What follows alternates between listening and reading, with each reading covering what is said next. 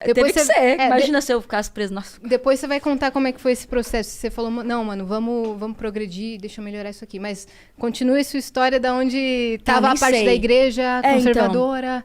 Então eu cresci nesse mood, nesse ambiente. O tempo inteiro. Então eu era muito envolvida na igreja, eu era muito envolvida nas células. Então, na igreja que eu participava, era uma parada que acontecia com muita naturalidade. Você entrar na igreja, você ir pro encontro e você se envolver na igreja, você ser líder de célula, você é líder de treinamento, aí você é líder de célula, aí depois você se torna discipulador, que é líder dos líderes. Aí depois você se torna, eventualmente você pode decidir. Aí você vai ser pastor ou pastora, ou, sei lá, ministra de louvor, ou profeta, aquela coisa toda, né? Que falam que deve ser as profissões. Caramba, sei lá, tem toda uma... Não sei como é que uma hierarquia da igreja. E eu não conseguia me ver, eu sempre tive um problema em me ver nas quatro paredes, assim. Eu sempre tive um problema em me limitar. Sempre tive um problema muito grande, talvez por crescer sendo limitada. E eu sentia que as coisas que eu queria e me identificava eram muito distantes do que eu realmente podia, do que eu achava que podia. Então, assim, toda essa minha experiência, em toda a minha infância e adolescência, eu acreditava que gostar de menina era errado. Então, pra gostar de menina eu tinha que ser homem, eu queria ser homem quando eu era adolescente. Quando eu era menor, assim. Acho que antes um pouco de ter... Até um pouco antes de ter 13, 14 anos, porque eu já estava um pouco mais... consciente, eu já sabia. Você já com 15 anos eu já sabia. Você já sabia e não sabia nominar ainda? Exato. Era uma coisa meio... Na minha infância era uma coisa meio assim. Abstrata? Era meio abstrato, porque eu pensava muito em meninas, era uma coisa que me chamava muita atenção. Só que eu também já tinha informação de que não podia. Então era tudo muito confuso.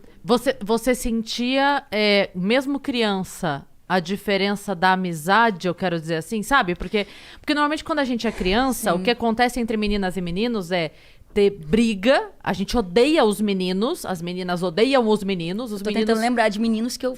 odeiam as meninas, porque meio que tem uma atração ali que a gente esconde na briga. Aí depois que passa lá pro, sei lá, pro 6º ano, pra 5ª série, aí começa o trelelê. Mas antes...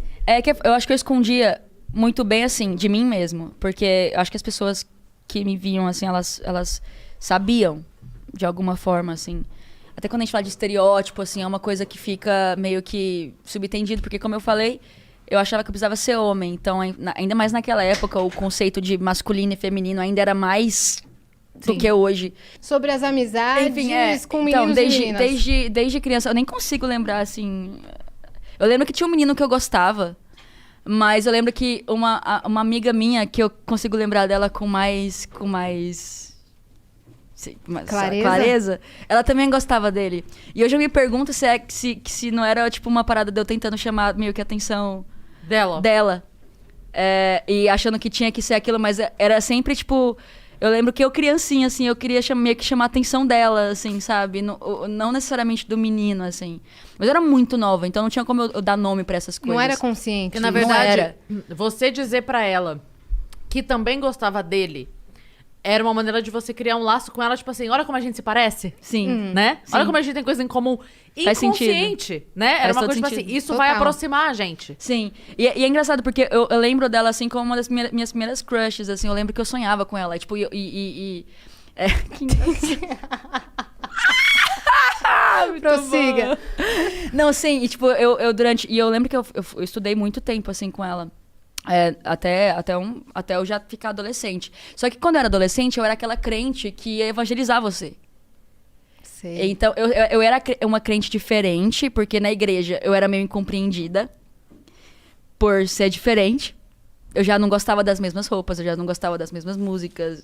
Teve uma época na minha adolescência que inclusive, é por isso hoje que eu tô voltando, assim, a cantar um pouco de pop punk, porque na minha adolescência era o ritmo e o gênero que eu ouvia e que me ajudava a lidar com todas as minhas confusões e todas as minhas questões. E eu lembro que eu tentava achar bandas gospels de rock pra me sentir confortável ouvindo, porque às vezes nem Paramore eu podia ouvir.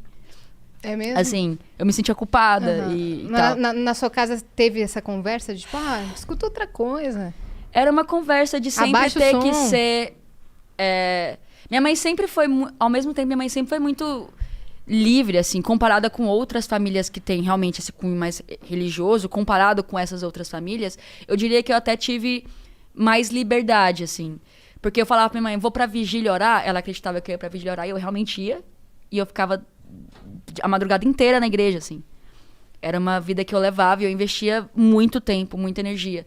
Só que chegou um momento que eu comecei a falar pras pessoas, e eu comecei a me envolver no Ministério de Louvor. Então, meu envolvimento com a música começou aí. Acho que quando eu tinha uns 13, sei lá, eu já tocava no louvor da célula, mas assim, eu comecei a cantar na igreja, com o microfone, no púlpito. E era uma igreja grande, é uma igreja grande, na verdade. Então, a igreja ali tinha no mínimo 3 mil membros, assim. Então, em Goiânia? Em Goiânia. É uma igreja muito grande, ela tem até fora do país, assim. Não vou falar nomes. Fala não sim. Vou falar nomes. Não é mesmo? Vou falar nomes. Tá. Não vou falar nomes. Não é a Hillsong? Não é a Hillsong. Tá. Antes, aqui que em São eu queria Paulo. muito que fosse a Hillsong. A Hillsong é tudo, eu acho. Eu frequentava. Eu acho a amo. Hillsong da hora pra caramba. Inclusive, eles eram uma referência. Pra mim, eles também eram muito julgados por ter o estilinho mais diferentinho, assim, do que o convencional e tradicional. A gente veio... O louvor da Hillsong é tudo. Tudo. E era uma inspiração. E também pelo fato de eles não ficarem presos naquelas 4 paredes. Eu vi eles fazendo tour. E eu falei, cara, é isso. Eu tinha muito medo, eu tinha pavor de imaginar que a minha vida ia ser a vida inteira cantando para aquelas pessoas, naquelas 4 paredes. E aí eu fui crescendo e eu fui começando a ter, tipo, mano... E eu criava universos paralelos, assim, no meu quarto. Então, no meu quarto, eu tinha fake. Por isso Já que ouviu essa letra antes? É claro. Né? Exato. Agora que eu Fiz a peguei. referência. Agora que eu A sua peguei. própria sim. referência? Finalmente, pode falar. Mas eu tive que criar universos paralelos pra sobreviver, assim, porque tudo à minha volta, na minha realidade física, eu não podia ser quem eu era, não podia gostar de meninas, não podia ouvir as músicas que eu ouvia, não podia necessariamente usar as roupas que eu queria usar. Tudo pra mim era muito impossível, assim. E aí, eu fazia fake no Orkut. Então, no meu fake no Orkut, eu usava a foto... Antes do Crepúsculo, tinha RBD. E eu usava a foto do Poncho. Eu usava a foto, sabe? E aí, eu já fui a Dulce também, no fake. Mas aí, quando eu queria muito, muito namorar as menininhas. Do aí Orkut, do outro fake do do outro Orkut. fake. Aí eu queria namorar, eu queria estar com o icon do Poncho e namorar a Dulce. Mas na realidade eu queria estar com o icon da Dulce e namorar a Anaí, por exemplo, entendeu? Uhum. Mas eu não podia. Então eu criava esses fakes, essas alternativas e me imaginava, assim, em cenários onde eu estaria aceitando o Grammy, onde eu estaria cantando num estádio muito lotado. Sempre fora daquele mundo que eu realmente pertencia naquele momento. Que louco, né? Exato. E eu acho que é por isso que as pessoas se identificam comigo, assim. E aí depois, em Fifth Harmony, foi quando eu tava começando... Foi quando eu comecei a entender de verdade que tinham mundos além do meu. Porque eu já tava um pouco mais velha em Fifth Harmony. Bem mais velha. Tipo uns 16? Não, eu tava mais velha. Foi em 2000... Não, nossa, faz muito tempo. Já faz 2012. uns 9 anos. Você tá com 26... Então eu tinha 18, 17. 17, 18, 19. Essa era, assim, que eu já tava com o libido já lá... Meu Deus do céu, né? E aí, Fifth Harmony... Já tinha passado a puberdade. Então, eu já fazia um sabia tempo. dar nome. Então, eu sinto atração por mulher. Não tenho o que fazer. Não tenho o que fazer. E enquanto isso, eu na igreja ali eu era líder de célula e eu atraía esse público LGBT pra igreja. E eu pregava pra essas pessoas, porque eu queria ter elas perto de mim. Eu falava que era uma fase. Ou então eu falava que a tentação não definia a identidade delas, porque era uma coisa que eu falava pra mim, que falaram pra mim. E eu achei que fez sentido. E eu falei pra mim, a minha tentação não define a minha identidade. Até eu falar, mano, Define eu nasci sim, assim, hein? mano. Não, eu nasci assim, mano. Tipo assim, se Deus não queria que eu fosse assim, por que ele me criou assim, mano? Tipo assim, vai de contra ele mesmo. E tipo assim, se ele quer que eu tenha uma vida boa, perfeita e agradável, não faz sentido eu ficar a minha vida inteira me escondendo com esse negócio, ainda falando que foi ele que me pediu pra esconder e viver infeliz a vida inteira. Que Deus... Aí eu comecei a crescer e falar, mano, isso é muito contraditório.